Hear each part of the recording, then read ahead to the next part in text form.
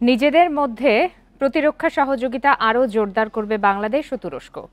Bundle থাকলে প্রতি সেনমানিতে টাকা বাঁচবে। বিকাশ সেনমানি বান্ডেল কিনে জিতুন প্রতি লেনদেনে।